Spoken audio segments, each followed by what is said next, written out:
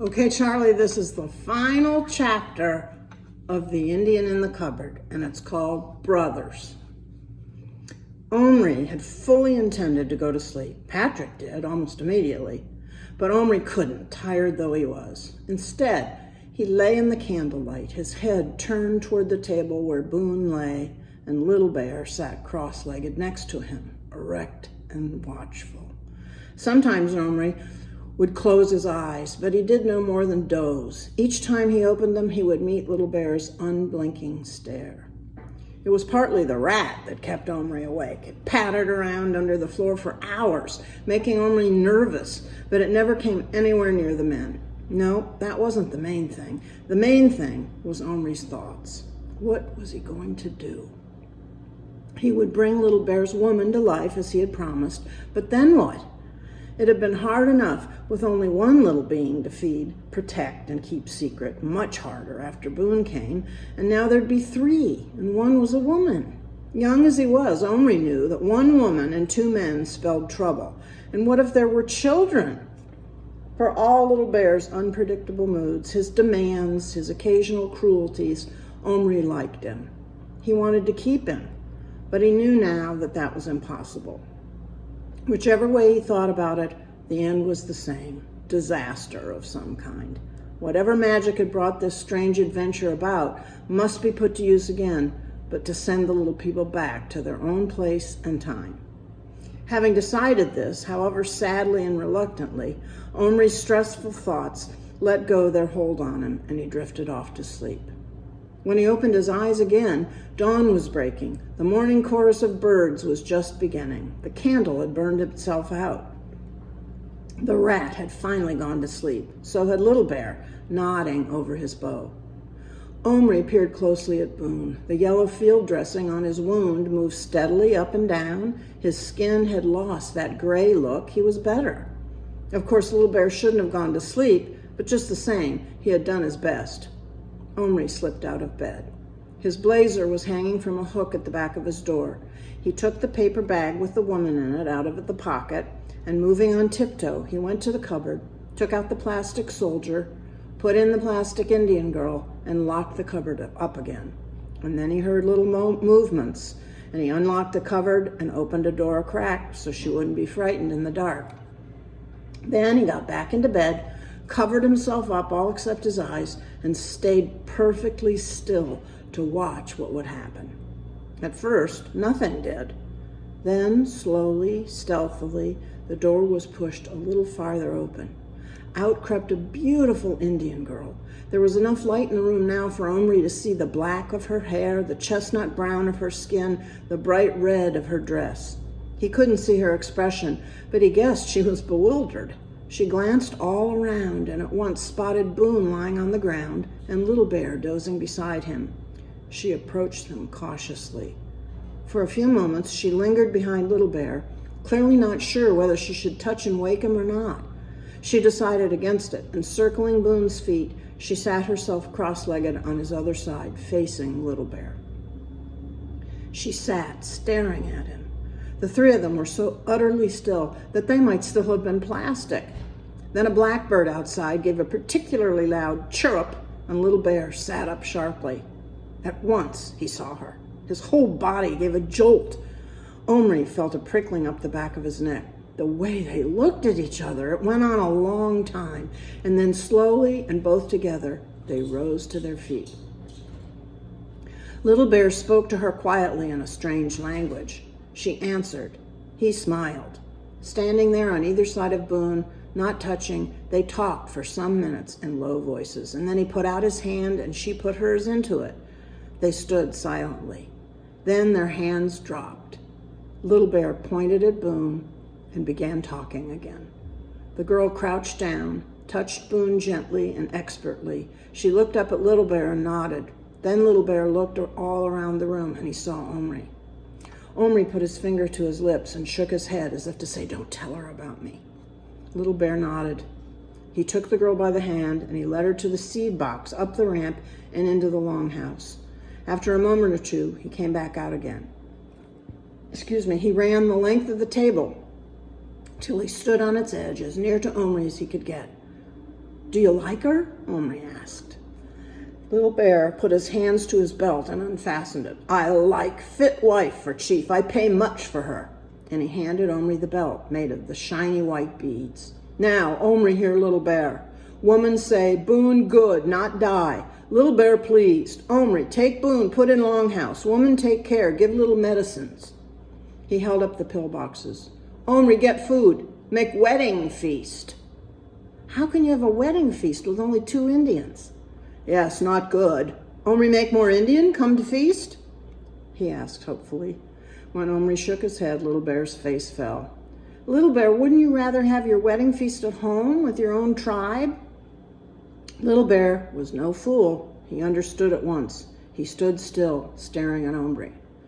Omri put in box. Send back, he said. His voice was very flat. Omri couldn't tell if he liked the idea or not.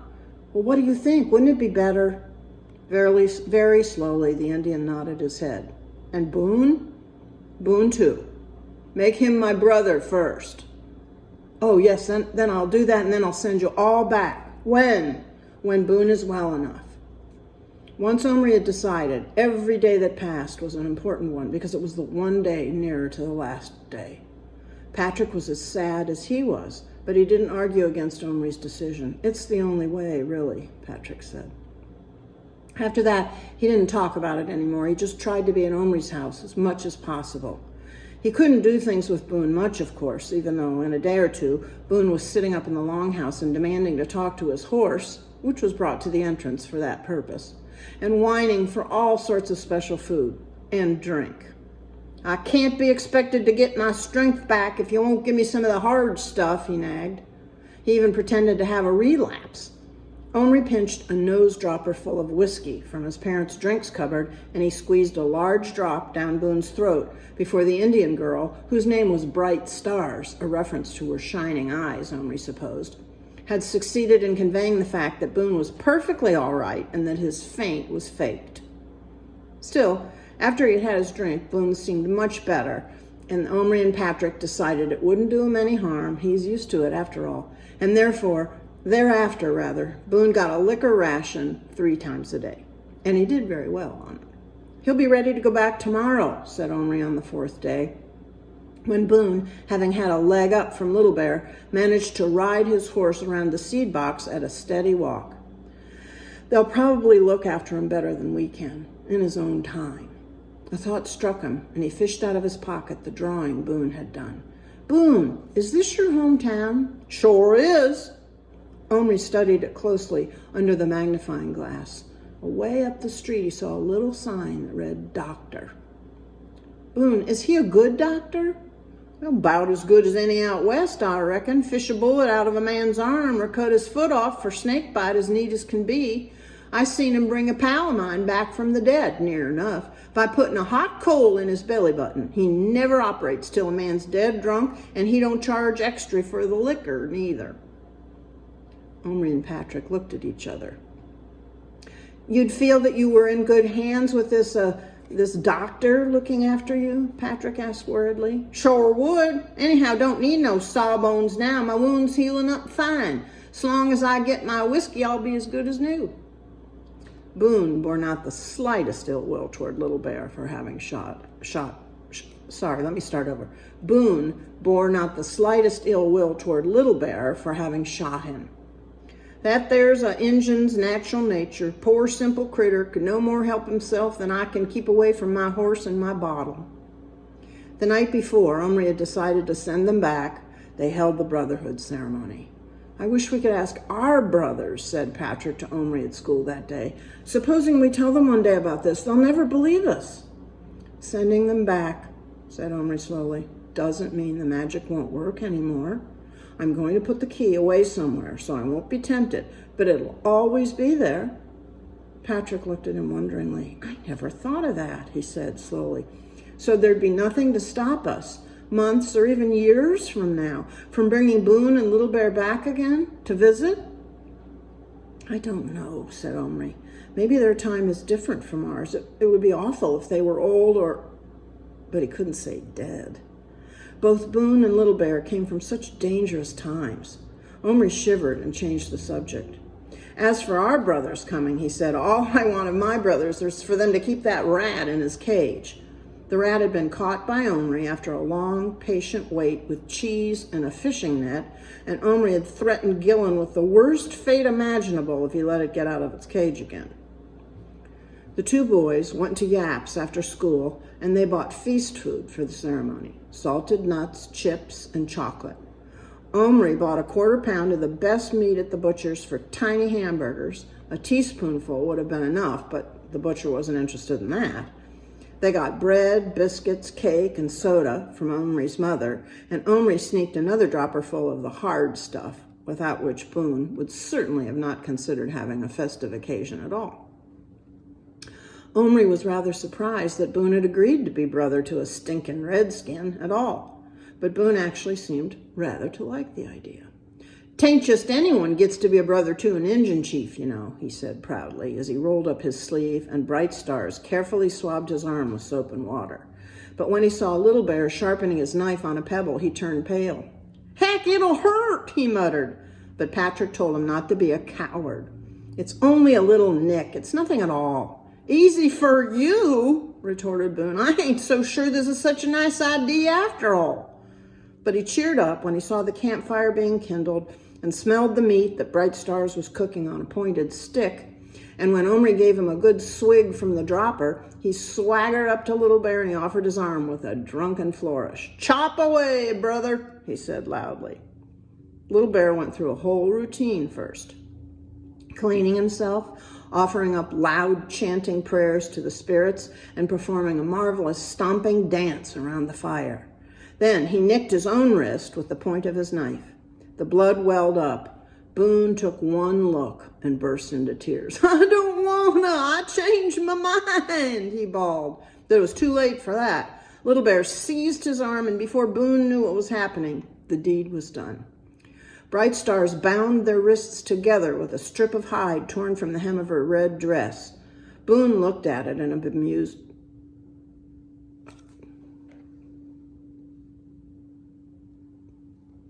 Okay, I'm back. Boone looked at it in a bemused way and said, "Gee whiz, we done it. I'm part Injun. Well, I guess I can't say nothing against him in the future." Then the two brothers sat on the ground, and Bright Stars served them the cooked meat and all the rest of the feast, and Patrick and Omri offered their congratulations and started in on their own food. They kept the campfire going with tiny bits of broken matchsticks and a bit of coal dust that Omri had collected in the outside bunker, which when sprinkled on the flame, made it spit minute sparks. Looking at it and the three little figures around it, the boys gradually lost their sense of size altogether. "I feel as if I were the same size as them," murmured Patrick. "Me too," said Omri. "I wish we were all the same size, and then there'd be no problems." "Don't be funny. No problems? With two full-grown Indians and a 6-foot crying cowboy?" "Well, I meant if we were small, if we could enter their world, sleep in the longhouse, and ride the horses." "I wouldn't mind eating one of those hamburgers," said Omri. Bright Stars was now crouched by the fire, tending it, singing softly. One of the horses whinnied. Boone seemed to have dropped off to sleep, leaning on Little Bear's shoulder. Little Bear alone was aware of the boys watching them. He beckoned to Omri with his free hand. When Omri bent to hear him, he said, "Now? Now? You mean to go back? Good time, all happy, not wait for morning." Omri looked at Patrick, and he nodded slowly. "When you go into the cupboard," Omri said, "you must hold Bright Stars, or she may not go back with you. Woman go back with Little Bear. Little Bear hold, not let go. And horse, Little Bear only Iroquois with horse." "But Boone must go separately. Don't drag him back to your time. Your people would kill him, even if you are his new brother." Little Bear looked at Boone, asleep at his side and at their joined wrists. Then he took his knife and he cut the thong that bound them together. Patrick gently lifted Boone up. "Don't forget his hat. He'd never forgive us if we let him leave that behind." To be safe, they sat Boone on his horse. Cowboys often ride in their sleep, and he didn't stir as Little Bear led the horse down the ramp, across the table, and up another ramp that Omri had stood against the rim of the cupboard. Then Little Bear went back to the seed box. Carefully, he and Bright Stars put out the fire with earth. Little Bear took a last look at his longhouse, and then he put Bright Stars onto his horse's back, and he led them after Boone. They stood all together at the bottom of the cupboard. Nobody spoke. Omri had his hand on the door when Patrick suddenly said, "I'm going to wake Boone up. I don't care. I've got to say goodbye to him." Hearing his name, Boone woke up by himself, so suddenly that he nearly fell off his horse and he had to clutch the high pommel of the saddle. "What you want, kid?" he asked Patrick, whose face was very close to him. "You're going home, Boone. I wanted to say goodbye." Boone stared at him, and then his face slowly crumpled. "I can't stand saying goodbye," he choked out as tears began to stream. He pulled a huge red grubby handkerchief from his pocket. "I just refuse to say it, that's all. I'll only bust out crying if I do." And he blew a trumpet blast on his nose. Omri and Little Bear were staring at each other. Something else was needed, some special farewell. It was Little Bear who thought of it. "Omri, give hand." Omri put his hand forward. The horse braced his legs, but Little Bear held him steady. Little Bear took hold of Omri's little finger, drew his knife, and pricked it in the soft part. A drop of blood appeared. Then Little Bear solemnly pressed his own right wrist against the place and held it there. "Brother," he said, looking up at Omri with his fierce black eyes for the last time. Omri withdrew his hand. Little Bear jumped onto the back of his horse behind Bright Stars, holding her around the waist so that she, he, and the horse made one unit that could not be separated during whatever kind of unearthly journey they had to make together through the unknown regions of time, space, and proportion. Little Bear raised his arm in the Indian salute. Omri put his hand on the door. He nearly couldn't do it. He had to set his teeth. Boone and his horse stood patiently, but the Indian's horse started to prance and sidle. It put up its head and gave a long, challenging neigh. "Now!" cried Little Bear. Omri drew in his breath, closed the door, and turned the key. He and Patrick stood frozen with the sadness, the strangeness of it. The magic was working at this moment.